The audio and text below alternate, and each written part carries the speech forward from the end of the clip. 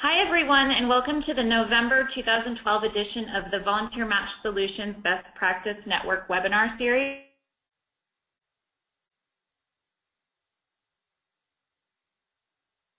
Session, Intensive Engagement Strategies for Corporate Volunteer Programs, Days, Weeks, and Months of Service. This summer we actually did a survey of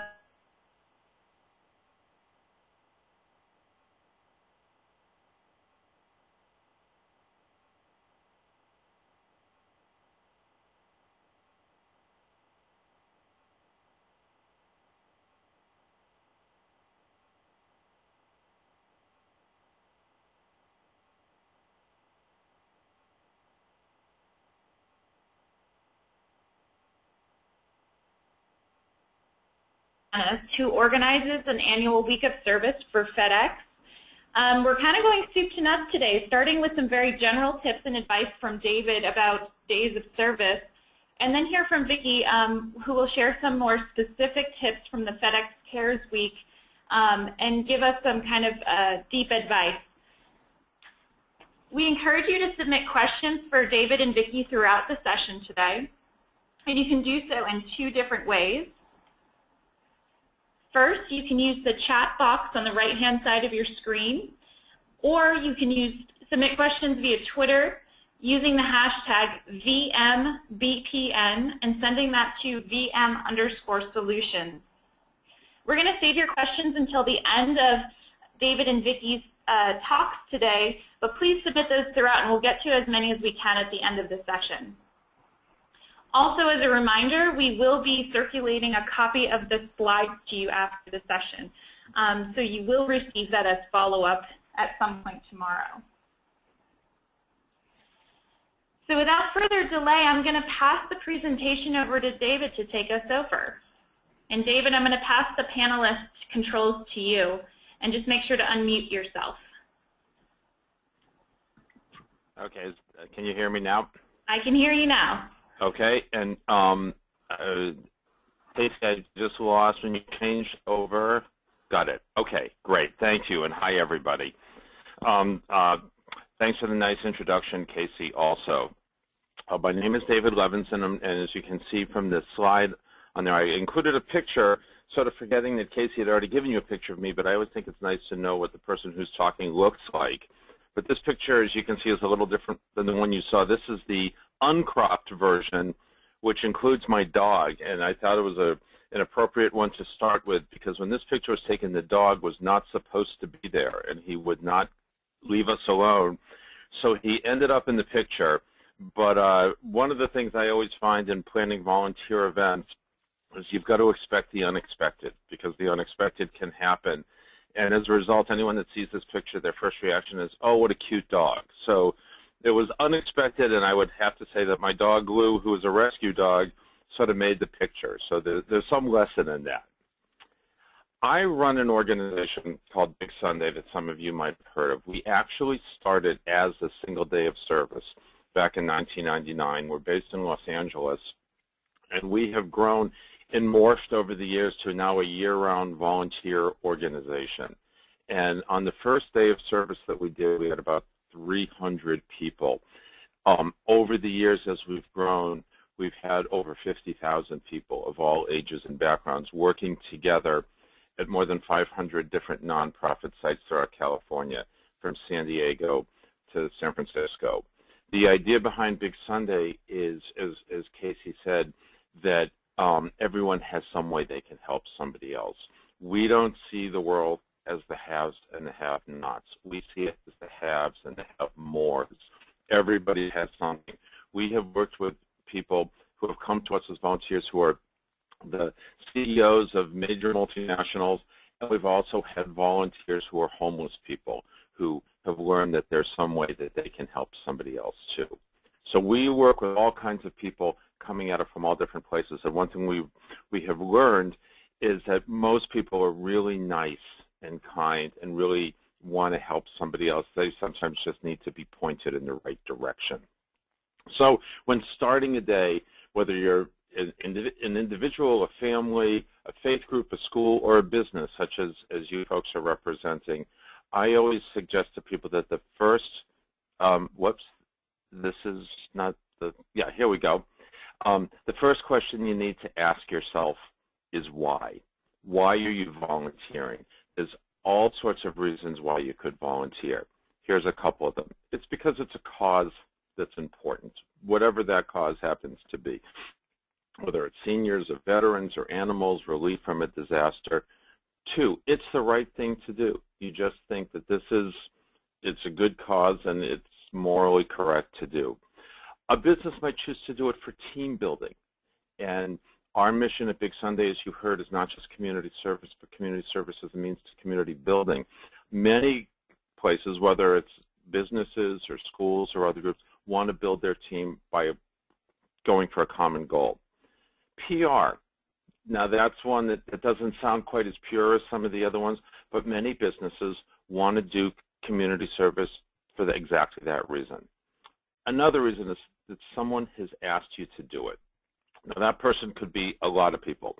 It could be a boss, it could be a client, and I like this picture here because I'm not sure who's supposed to be the boss and who's supposed to be the client, but I feel like it's like a mood picture. Either one can be whoever you want it to be. But you could be responding to a boss or a client or a higher power. Some people just think they have that mission and that calling to do it, and it's all good. Another reason is that every other company is volunteering. Now, sometimes that again, sounds like it might not be as, say, pure as something else, but volunteering is very much in the air. A lot of companies have it as very much as part of their mission, and you might feel that your company needs to also. The most important thing in figuring out why you're doing it, I want to make it clear, I don't think any of these answers are right or wrong. They're just truths, and you have to be honest. It's important to be honest with yourself as to why you're doing it. And the reason it's really good to be honest is because if you are, you're much more likely to get the result that you're looking for. Now, the first step to doing that is, who are you? Who is your company? What is your corporate culture? Is philanthropy already a big part of your corporate culture, or is this something new that your company is taking on? Is your corporate philanthropy, a way to start is to ask, is your corporate philanthropy related to the product you make? For instance, Disney. Disney does tons of philanthropy. They give a lot of their money, they give a lot of their time. They've been a big supporter of ours for years, and they really walk the walk. Disney, of course, is very involved in the world of family entertainment, and as such, they do many, many things to help children and families at schools and after-school programs, not exclusively, but quite a bit. On the other hand, Home Depot, another very philanthropic organization and also a Big Sunday supporter, has a huge initiative to help veterans. This year they'll be spending $50 million to help veterans. Now, at first blush, you wouldn't necessarily put Home Depot and veterans together, but it is very important within the company to help them, and as such they are. What talent, here's a question to ask yourself, what talent does your company have? For instance, with Home Depot, they have great skills at building and gardening and planting, and they have used those to help veterans and fix up veterans' facilities. Another company, oh, whoops, wrong picture. We worked with another company that also wanted to help veterans. They didn't have those hands-on skills with carpentry and stuff, but it was a digital media company that had a very young employee base that was very, very friendly. And so what they wanted to do is to help veterans. They threw a big barbecue this summer, and they had played softball and basketball and bingo and had a sing-along and croquet and horseshoes and an enormous picnic. And it was really a time for their employees to show a nice day and a good time to a bunch of veterans. Both this company and Home Depot were great help to veterans, but in different ways using the skills that they have. Another question to ask yourself is, how much will your company get behind this? And there's a couple things your company has to offer. Time is one, talent is another, money, of course, or goods, And support, just how much is your company going to support these efforts? And that's another one. You've got to be honest with yourself, because some companies are going to support it more than others. Again, you have to ask, who is your boss? What is important to him or her, both in terms of what causes are important to them, but what are they looking to get out of it for the company?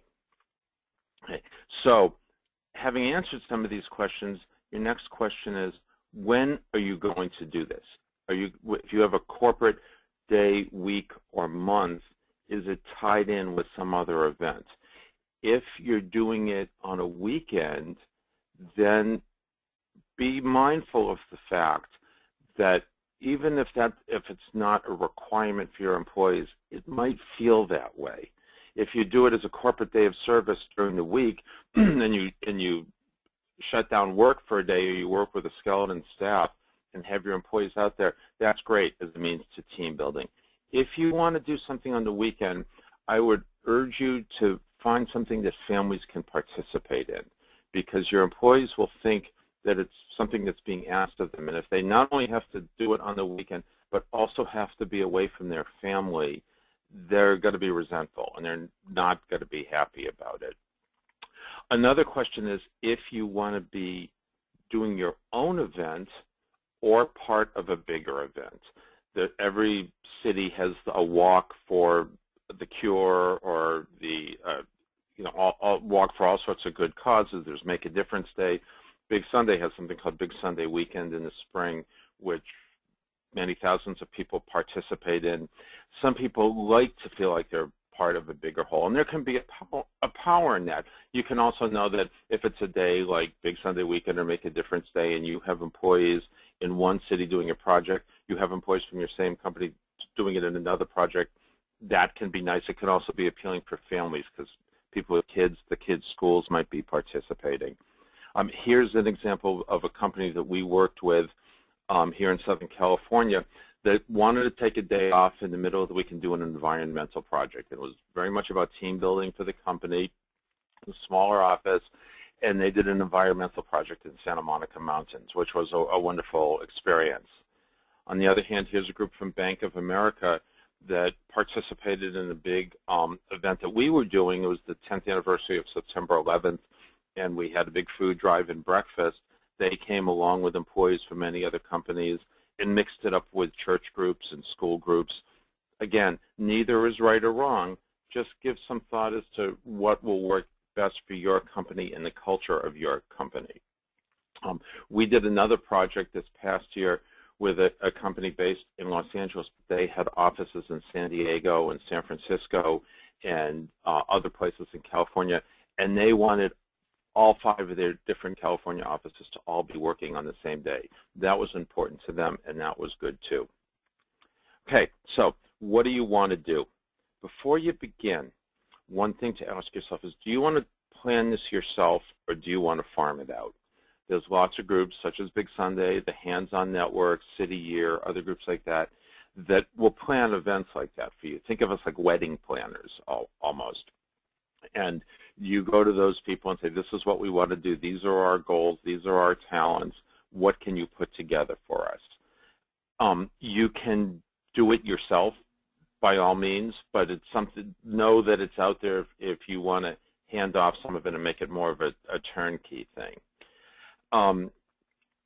If you're doing team building, if that's important to you, do something that involves both teamwork and working together.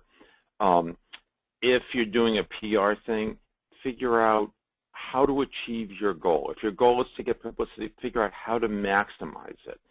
When you're working with a nonprofit, whether you have somebody planning it for you or you're just working with a nonprofit, be honest with them. If you're looking for PR and you're going to serve breakfast at a homeless shelter, say to them, we're doing this because we want PR for this reason. They often might have their own public relations person and tell you how to make that work as best as possible. If your goal is team building, be upfront with them. Say, how do we do this as a team? You know, we have 50 people. We want all 50 people to be in the same site at the same time. Because you might go to some place, you have 50 people and they're putting 25 here and 25 there, which is at cross purposes with what you're trying to achieve. Best bet is to keep the lines of communication open. Another thing to think about is this going to be a one-time thing, or do you hope it will be ongoing? Say you want to volunteer at a local school. Do you want to go there one day and beautify the school and plant gardens or clean the classrooms? Or do you hope to have an ongoing relationship? Again, neither is better or worse. Just consider it all beforehand.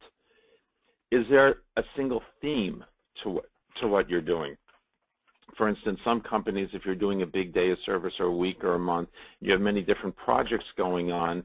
Sometimes you might want to have different projects for all different kinds of interests and tastes. You might have a hunger project and an education project and a project to help animals. Other times you might want to focus on one theme. All your projects are going to be to fight homelessness. It can be related to what your company does. It cannot be related to what your company does. It could be something that's very much on people's mind at a given time. Again, there's not a right or wrong or a good or bad, but it's something to consider. Something else to think about. Do you want something that is a permanent marker of what you have done? I got a call not long ago from somebody who said, our company really wants to build something so that people can try it and see it on their way to work. Here's a building. This is a project that we actually did near San Diego. This is the before pictures, in case you're worried. This is outside of San Diego. We did this working with Home Depot, actually. This was a community center for veterans, and they're very good at the hands-on skilled stuff, as I mentioned before, and this is the after picture of what they did. They brought 100 people there. They had the painters and the landscapers and the carpenters and everything else, and that is what they did. Now, here's what another group did. Here's a company that didn't really want to leave the office to volunteer, and they wanted to do a food drive.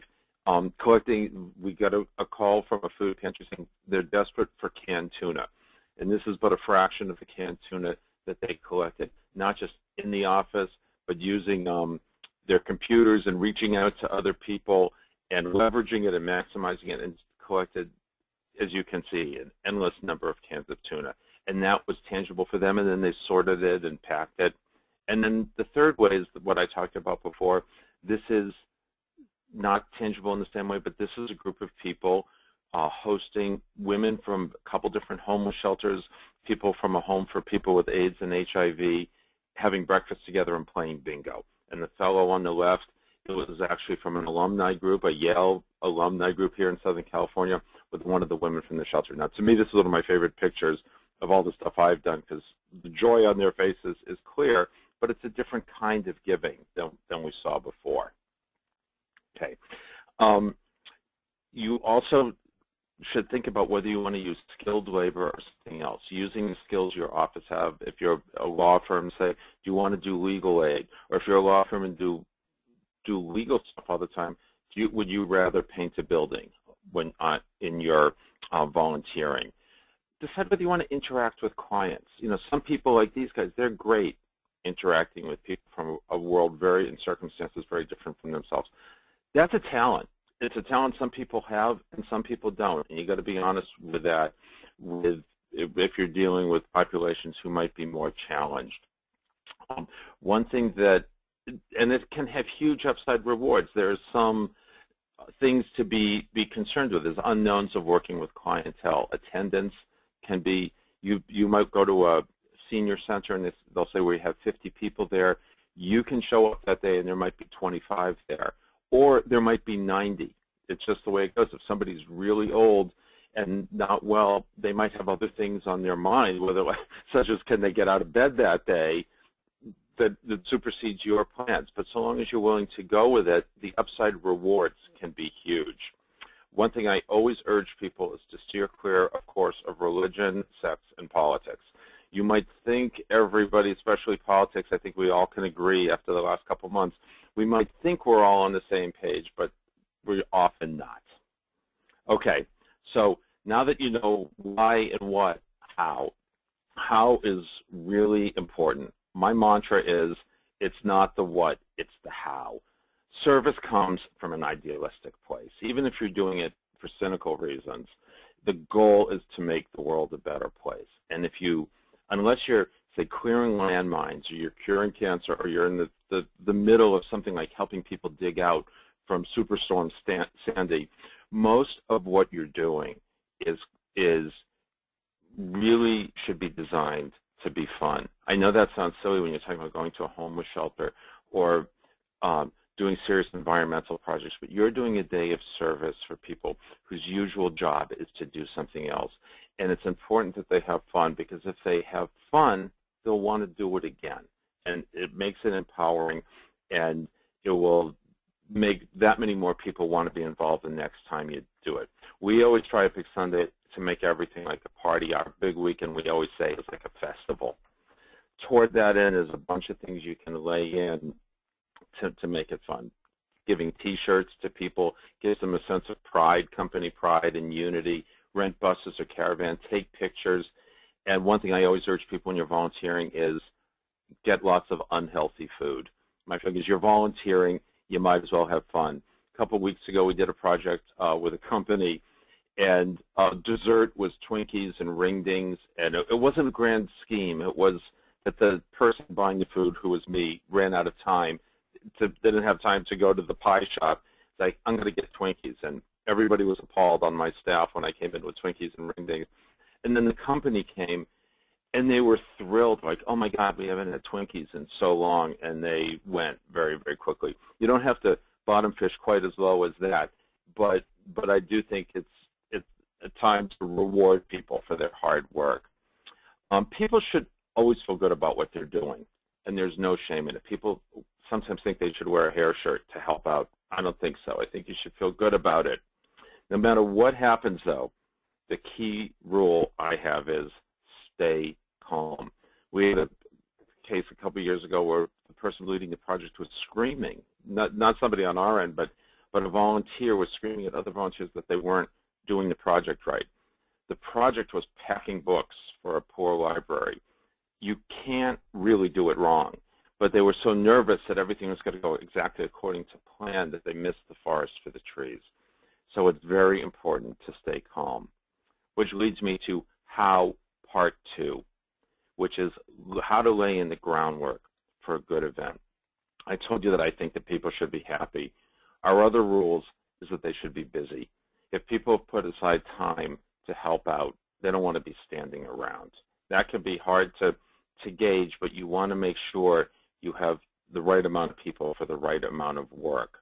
You know what your crowd is, too. Different people have different ideas about being busy. For some people, that's digging a ditch for 6 hours. For other people, it's driving across town. Know your crowd and be honest about it. The other thing is people should be safe. Whether they're on a roof with Habitat for Humanity, whether they're on horseback taking people on a field trip, or whether they're on a street in a high-crime neighborhood, all of which we've done, do your homework. And also be honest with the nonprofit you're working with.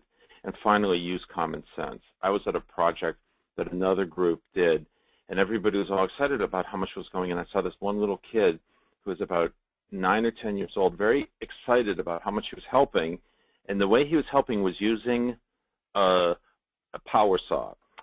That actually is a really, really bad idea. It was really nice for the kid, but you don't want many people near power tools, especially kids.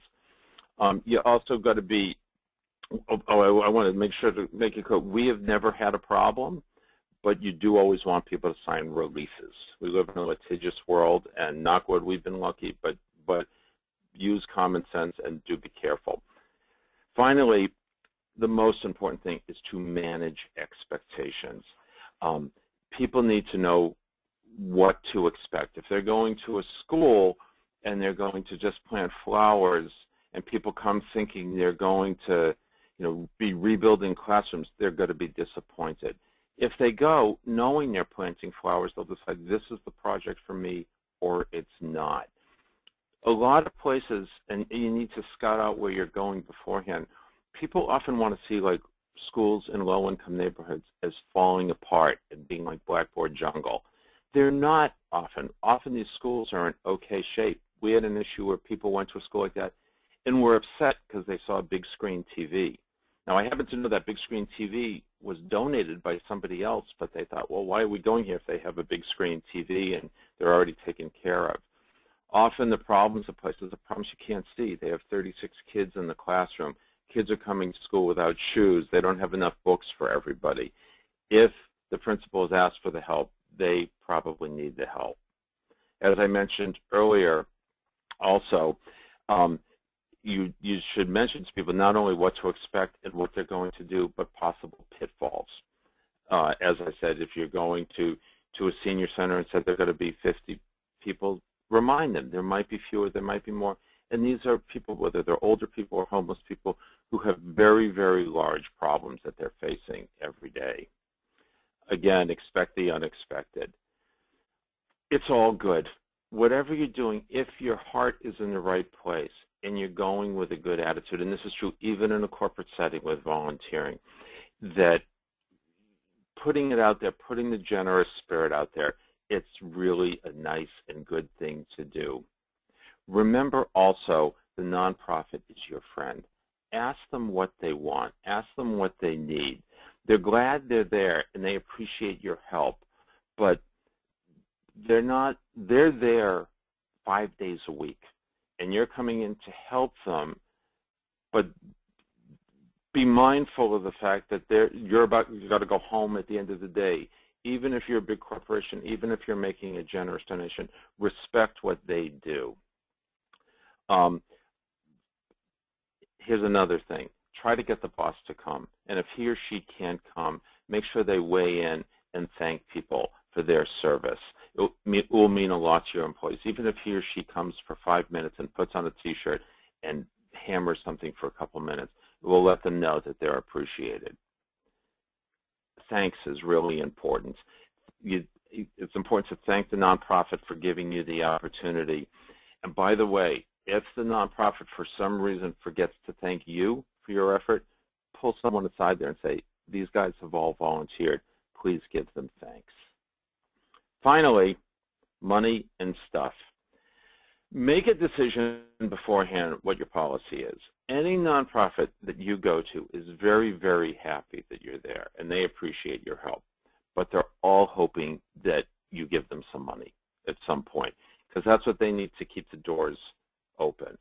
Whatever money you give them is helping to fund and underwrite all their other programs. I've had companies say to me, we want to donate our time, but we have no money to give you, and we want to make breakfast at this homeless shelter. That's great, but somebody has to buy the eggs, and it's usually easier for a for-profit corporation to buy the eggs than some struggling nonprofit. If it's not in your budget, try to find somewhere along the way throughout the year to make some kind of donation, whether it's a cash donation or some kind of goods to the nonprofit. And if you donate goods, try to make sure they're goods that they need, and ask them. You'd be surprised what you have that they want. Sometimes people think I'm just going to clear out the cupboards and don't want anything. That's not always the case. I once got a pallet of green hair dye that took me years to get rid of. Okay, in conclusion, I wrote a book that has a lot of this information in it. Some of you might have seen, so it's a bit of a shameless plug for my book. It's in paperback now and available at Amazon. Another shameless plug, here at Big Sunday, we have close to 150 ways to help out at the holidays. This isn't helping us. This is helping the many nonprofits we work with throughout California. If you want to check it out, there's lots of ways to engage your company in it, where they need toys for kids for Christmas, or serving Thanksgiving dinner, or singing to old folks at Hanukkah. You can check it out. Here's the Big Sunday website, and here's my email address. By all means, feel free to be in touch on the website or with me personally. And finally, thank you.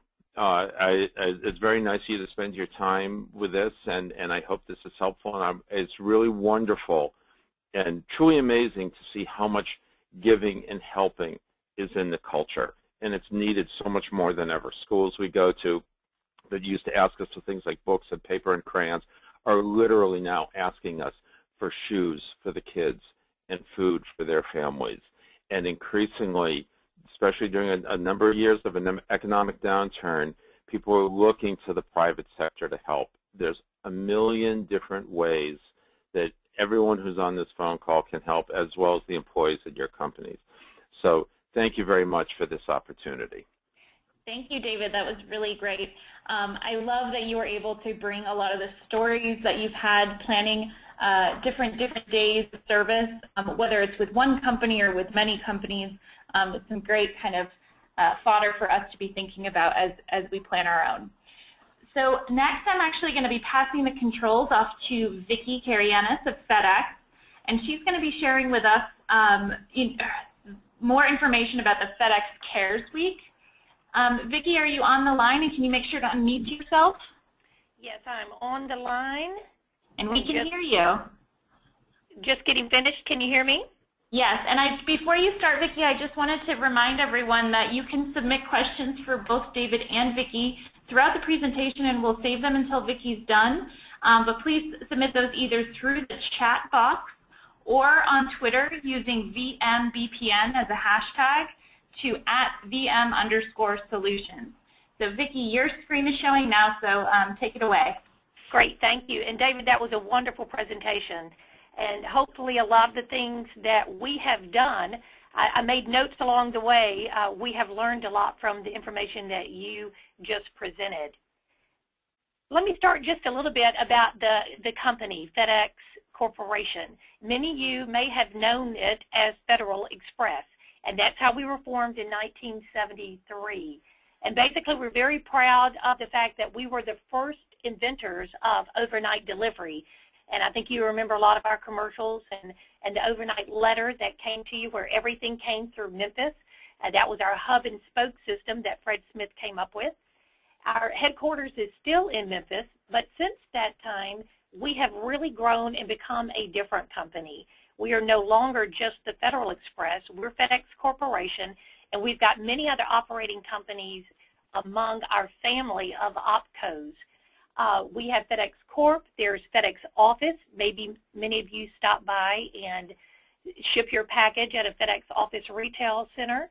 You may be getting some of your catalog orders for the holidays from FedEx Ground. FedEx SmartPost works with the United States Mail Parcel System to deliver mail. So we're really made up of a lot of other operating companies now and view ourselves not as just that overnight delivery company, but one that provides just a really broad portfolio of business solutions to your company. We've got over 290,000 team members worldwide. Again, our headquarters is in Memphis, and that's where I am, and I'm part of 35,000 employees that are employed here. I have been with FedEx almost 30 years, and I'm excited to be a part of this wonderful tradition and legacy. And then again, we're over in 220 countries and territories. And what I loved about what David was saying, it was one of the things he said was define what you do. What do you spend a lot of time doing? And we spend a lot of time giving back. We're a very philanthropic company, but we are still in that mode of trying to define what we do best. And that, just to let you know, I don't know that you ever get there in making sure that you know exactly what you do. FedEx Cares Week began in 2004, and in reality it was really founded to support our United Way campaign. We used to have a huge telethon that would go on for 24 hours, and it would bring in a lot of funds for the United Way. We decided not to do that, not to put the cost into something like that, but to do something different and try and turn it into where it's more of helping the community in an immediate fashion. So FedEx Cares Week was founded. And again, what I liked about what David was saying is decide what you want your day to be, or your week to be, or your month to be. We like a week. We are located all over the globe, and that 1 week, there are purple shirts out there across the world giving back to community. And we like the way that looks. We like the way it feels. And we just like the way there's press with that as well. So we like our 1 week of time, and many times it's hard to get people on one day or a couple of days, so that's why we select the week. We administer this program ourselves. We plan it and we implement it. And that was another way that David was talking about, whether you do it yourself or you get a team to help you do it. It's designated for 1 full week during the fall, and this timing has varied based off the Need with United Way campaign. We have used FedEx Cares Week as the kickoff of the campaign. Everybody gets out in the field. They understand what the agencies that United Way supports, what they do when they're around it and when they're helping more. Or other times we have put it in the midst of the campaign, which can run from 6 to 8 weeks. And sometimes the campaign can begin to drag, so we put this out there in the middle to say, hey, you can give your money, but more importantly, you can get out, you can see what an agency does, how it impacts the community, how United Way impacts the community, and you can be a part of that. We expanded FedEx Cares Week in 2007 to all of our operating companies. And then in 2007, we also went globally. And then this past year, 2011, we went to all of our regions, and we have 5 of those. There's the European region, EMEA, APAC, which is Asia Pacific, Latin America, the United States, and then in Canada. So we can truly say now it is a global event, and it is the largest event that we have for volunteer efforts at FedEx. I think David also mentioned that here in Memphis, you can decide whether your event's going to take place with another event or not. And here in Memphis, our FedEx Cares Day, which is a part of that week, does coincide with the United Way Day of Caring. So we just combine those events as well. David also talked about the support that you get from a team and your company and being able to make sure that it's clearly defined in the support that they give. We'll talk more about that a little bit later, but there's dedicated team members to support this event, to plan it and to implement it. We have grants that are given towards this effort, and we do have the executive participation, and you are allowed your time off to go and participate. Sorry. The next are the goals and the objectives. Again, these do change yearly, but if you looked at what David was talking about with what are the real reasons that you're going out there, one is that we love the team building. It's what we do. It's what we like to do. We like to give back. 2, though, if you look down here where we say enhance the FedEx reputation and the culture, the reputation piece is truly about the PR that we do get from that. We love that others tout us and look to us as a good citizen in the corporate world of giving back. Again, the goals will change yearly. Most of them still stay the same about making sure that our employees are aware that they're involved and that they enjoy what they do and they have fun. The other objectives this past year was to increase our social media piece. It was to continue to grow this effort that we have at FedEx, and then we continuously try and streamline the process that we have here at FedEx. Now this next slide is ugly with a capital U, and I'm sorry for that. What I was trying to show you, though, very quickly is how it's grown in the past few years. We started with 1 country, the United States, in 2004, and now we're in over 67 countries. And that's a tremendous nod to all of our team members who want to get involved. We've grown, as you can see, just in the past year from 86 to 134 markets. The number of projects that we have grown to almost 200. Our volunteers, again, we don't look too much at the numbers. That number is about 6,000, and our hours seem to be low, which in reality I think they are, because not everybody still tracks the number of hours. But what's become more important to us is not just the tracking of the hours, but it's really more the impact that all of the efforts that our team members are doing, how they're impacting, what difference you're making in that community. Let me just show you real quickly. I've highlighted in purple up there our EMEA. That is our European group. And as you can see, they had almost 60 events this year. Look at their volunteers and volunteer hours. They started 3 years ago. So this is only their 3rd year, and they have really done a tremendous amount in growing their efforts and getting their team members involved. I've taken a quick snapshot of just the Atlanta market. and I can show you a couple of other markets. So when we conclude with FedEx Cares Week, one of the things we like to do is go back and, again, not just look at the hours, but what impact did you have in that community?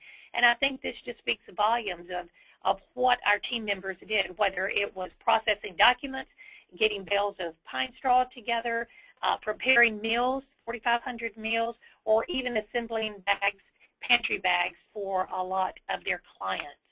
I think a key point of what you said, David, another one was you've got to manage the expectations of your team members.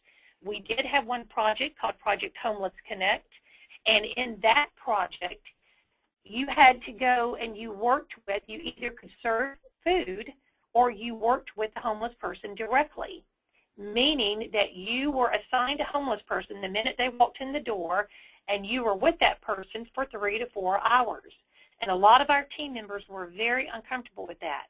The Project Homeless Connect, they brought all the services that a homeless person might need together. So there were medical, there was dental, there were driver's license, there was a veterans benefits there, there were jobs there, there was housing there. All of these organizations within the city of Memphis came together and were there under one roof at one time, and you would not believe the results. But many people did not sign up for FedEx to take a homeless person around with them all day, to watch them get their hair cut, to sit there and eat with them, then to walk to another area and help them as they walk through the dental process.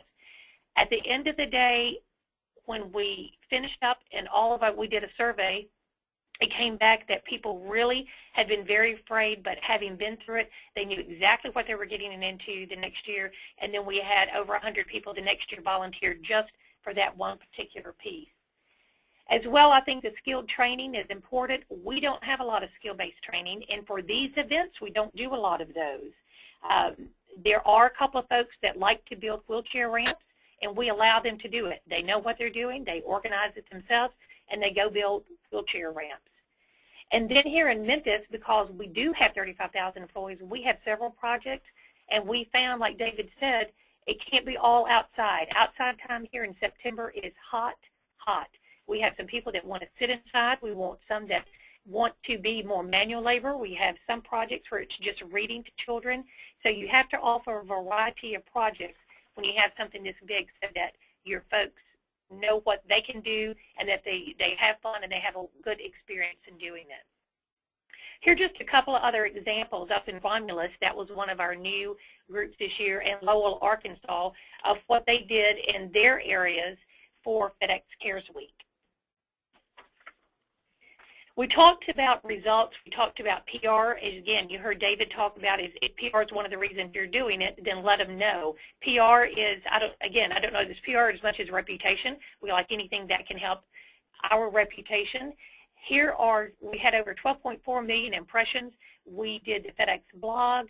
We had Twitter. We had Facebook pages going. So there was a lot of social media taking place and a lot of media hits on what FedEx team members were doing in the community.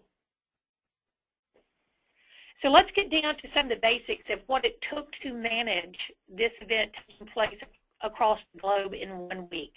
We had 3 people dedicated to this effort this year. Normally it's one person that tries to run this full-time starting in around June, and it is over in the end of September going into October.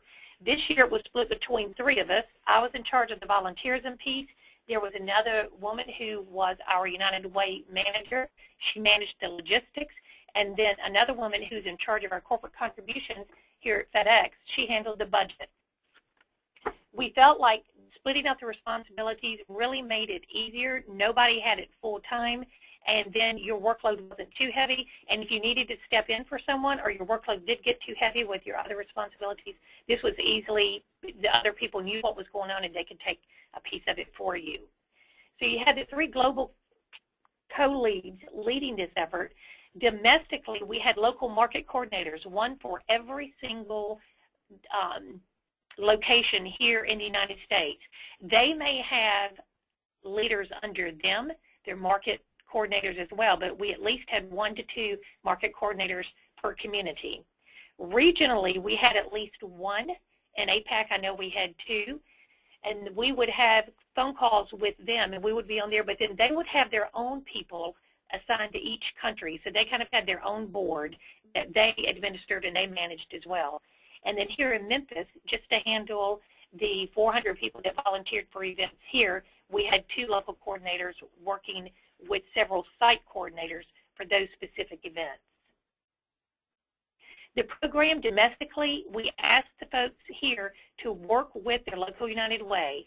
They contact the United Way, they tell them what's happening, they either align with the local United Way's Day of Caring, or they set up their own during the FedEx Cares week, and they help them find an agency or an organization that they can work with, and the coordinators know about how many people will be volunteering, and they work hand in hand with the local United Way.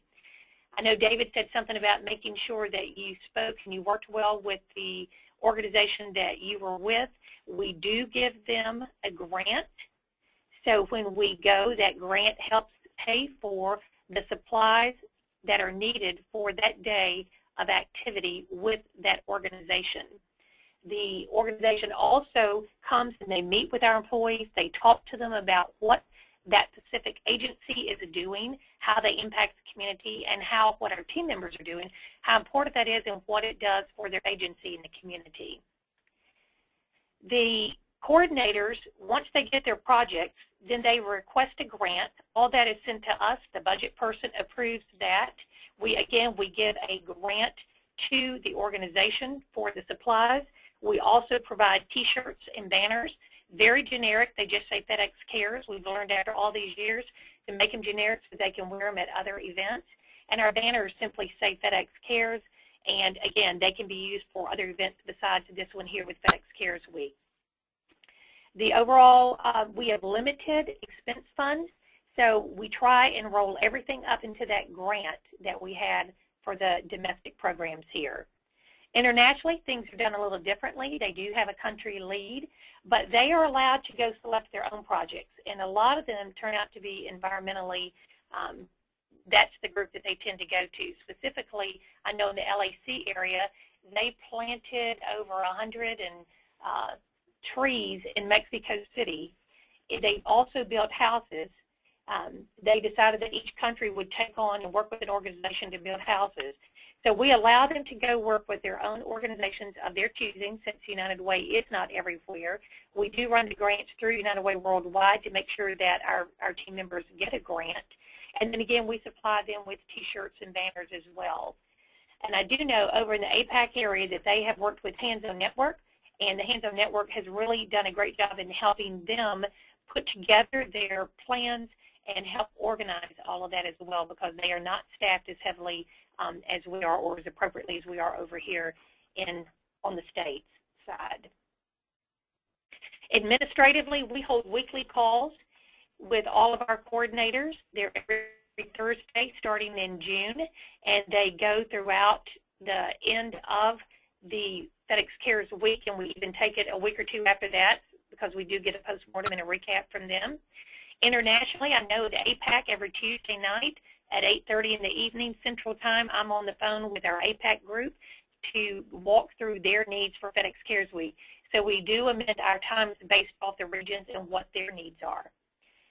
We have established a guidebook for the local market coordinators, and we have sent this guidebook out to each of the regions and each of our coordinators. They've given input. They have helped develop the guidebook based off the information that they've asked for and they need. We take that guidebook and we start in June, and once a week we start covering each of the sections and making sure that all of our team coordinators understand what the sections are. We walk them through how they select a project, how they meet with their United Way, the meeting that they have with the organization they finally get. We walk them through the grant process, recruiting volunteers, and even posting their projects up on VolunteerMatch.com. Their checklist, the grant process, and all the volunteer forms are in that guidebook, along with all the releases that they may need. They go online and order their T-shirts and their banners. And then we do have an agency who is an agency of the United Way. They're a recipient of funds, and it's called Badur, and they do all of our fulfillment and distribution of the collateral pieces. Then at the end, we do a postmortem. We have a call with each of the regions, and we have a call with all of the coordinators domestically to find out what went well, where there were gaps. Most importantly, like David said, did they have fun? We send out a survey to our coordinators and to our volunteers to find out about their experience, and we take that information and rework the FedEx Cares Week plan and program for the next year based off the feedback. And I think I found out one of the reasons why. A few of our people have said they haven't had fun, David, and I think it's because we're not serving Twinkies and junk food. We've been serving trail mix bars and things like that, so we may have to change that. The results basically have been tremendous. We continue to grow with our number of volunteers. We grow in our hours. More importantly, we're making an impact in the areas where our team members live and work. We increased the participation number domestically and internationally, and this was done by putting information out to our executives saying, hey, FedEx Cares Week is taking place. Hopefully you're participating. Check here to see if you're on, if you're on the calendar to participate, and all of a sudden everybody starts saying, well, where's my community? Where's my city? And we got over 15 new locations this year that we added just because of the call out that we had for new members. We felt like the 3 leads were a lot more effective than having just 1 lead. Again, it's not so overwhelming, and everybody can share in the responsibility. And it's begun to establish, these market coordinators have a little bit more of a structure for FedEx to be able to reach out to a particular market, knowing that somebody's there that we've worked with, and if they can't do something that we're asking, they can certainly reach out to the other operating companies in that area and see if they can help. 2 more slides. We continue to have challenges here at FedEx. After a while, you just have to look at them and say that's the basic way of life. We have a very strict solicitation distribution policy. We cannot email our frontline employees. We cannot email our staff employees. Management can email management. So that is tough in trying to get the information out and word out about FedEx Cares Week. With 8 or 9 different operating companies under the umbrella of FedEx, there's not one overarching volunteer policy that exists. The only policy that really does exist right now is manager discretion. So one of the problems is I am released to go and work on FedEx Cares Day, but David, working at a different operating company, may not be allowed to go. And then the frontline employees are not really allowed to go as much because we will have to pay them. That's why we have taken this across the week and the weekends, just to make sure that team members are able to volunteer for this if they want to.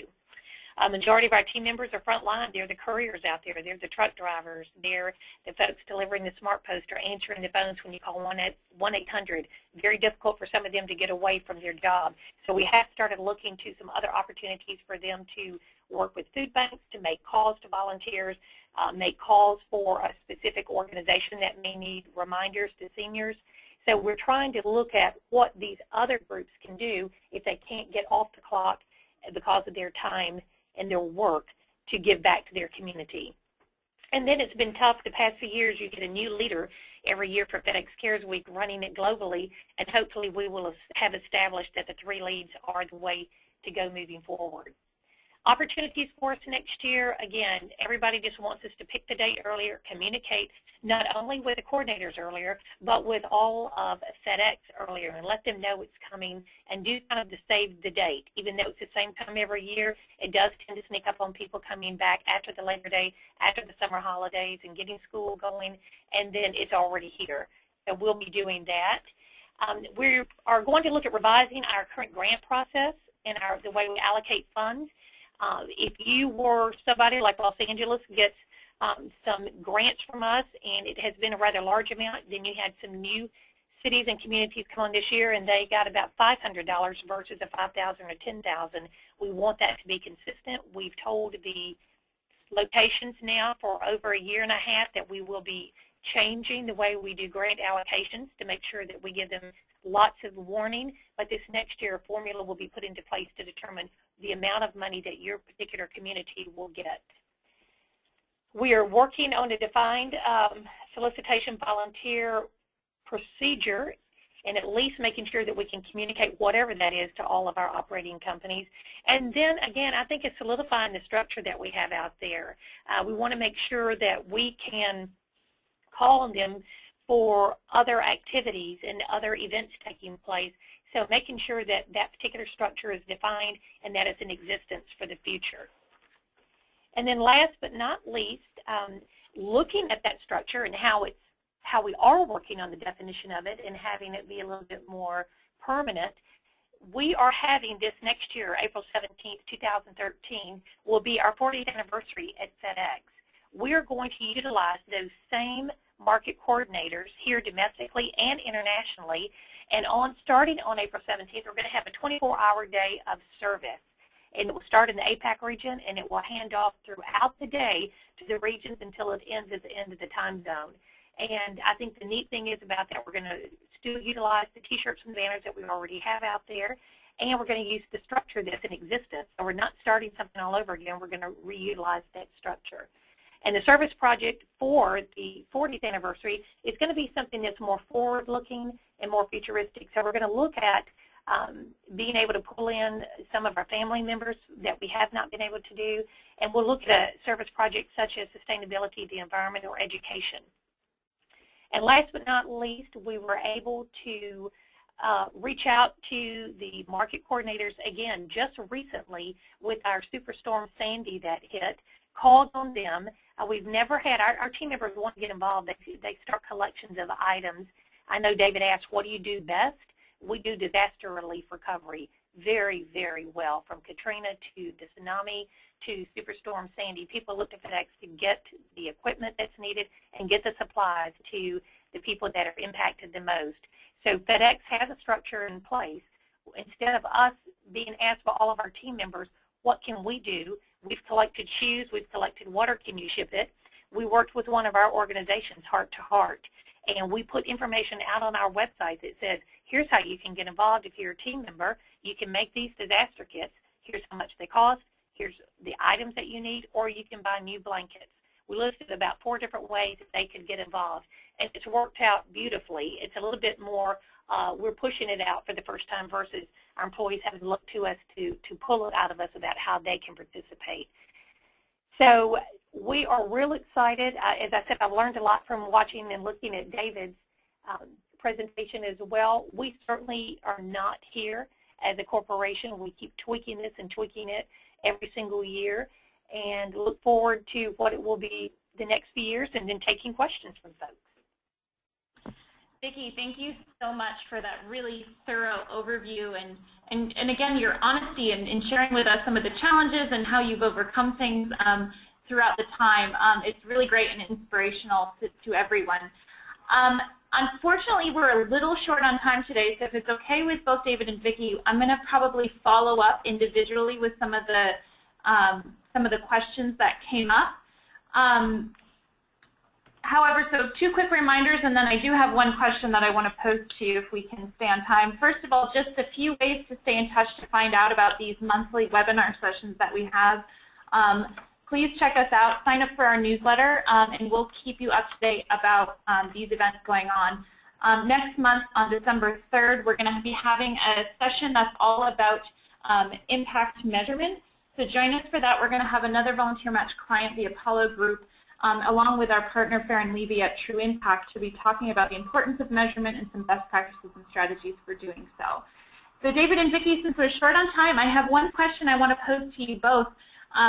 You know, one of the main challenges many volunteer program organizers have is really getting people to be excited when they show up and motivated when they show up for a big day or week of service. So David, to your point about, you know, really trying to make sure that people show up with the right attitude, what is your best practice to share with the audience about if you get a group of people who may have gotten up on the wrong side of the bed or maybe don't have the spark that you were hoping for? Do either of you have any advice for organizers who are dealing with people who might not be super excited?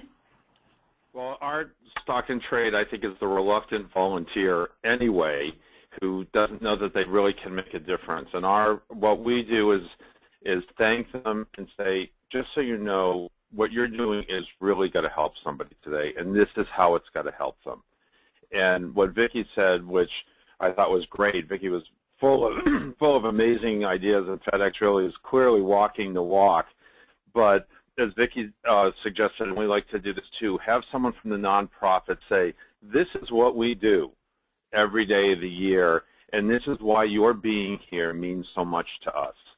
And if they need a little prodding to remind, if you say, you know, I have some crappy volunteers, could you say that to them, and you say it yourself, that makes a difference to people. Everybody wants to feel wanted and needed. Vicki, anything to add? As well, we really lean on our coordinators and get them pumped up and make them aware, like David said, manage the expectations that you may be getting somebody who doesn't really want to be there. And again, it's working with that nonprofit organization to show them either through the coordinator how the impact they're making, or through that nonprofit organization to show them what that one meal that they're preparing is really going to do moving down the line with the community. So really showing the impact, giving thanks, making them feel excited. So unfortunately our time is up, but David and Vicki, thank you so much for joining us and sharing all this great information with all of us on the line. We really do appreciate your time. Thank you for having us. Look forward to the questions. Same. And thanks to everyone who dialed into the session today. We look forward to seeing you again next time. Have a great day, everyone. Thank you. Thanks.